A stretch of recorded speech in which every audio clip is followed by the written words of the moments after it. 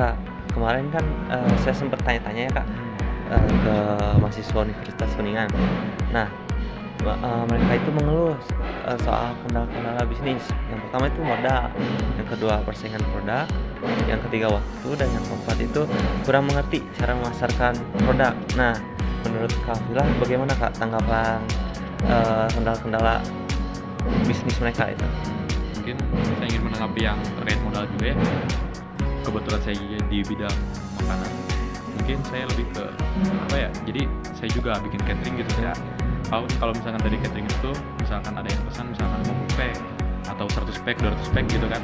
Nanti kita tuh bisa meminta uang muka. Jadi biasanya uang muka tuh antara 50% sama di 60%. Nanti tuh yang uang muka segitu teh bisa dimanfaatin dulu untuk belanja.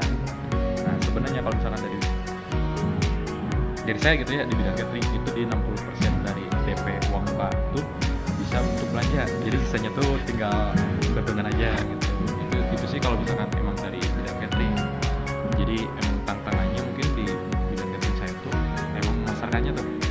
Ya sebenarnya berat di memasarkan daripada di modal kalau misalkan dari saya pribadi gitu, terutama dari catering aja gitu. Dan mungkin satu lagi itu yang terkait dalam modal tuh mungkin kita bisa apa ya, kayak oke lah kalau misalkan kita terlalu kepepet ataupun apa, kebetulan di kampung juga ada tuh yang namanya koperasi. Nah, setiap desa kan itu ada, mungkin bisa lah misalkan untuk menutupi modal-modal yang chaos gitu ya. Nah, nanti bisa aja di koperasi desa. Kalau soal terkait waktu, Kak, kan, kemarin juga yang diwawancara itu mahasiswa ya. Nah, kebetulan Kak Vila juga kan mahasiswa. Nah, kendalanya kan di waktu, manage waktu itu gimana tuh, Kak?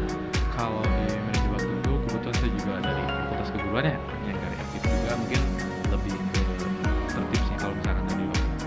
Dan mungkin ada tuh yang satu lagi itu yang bisa memudahkan kita berwirausaha meskipun kita masih kuliah, yaitu adalah galeri yang Oh, ini tuh program dari Universitas Kuningan tuh ada di KP2K.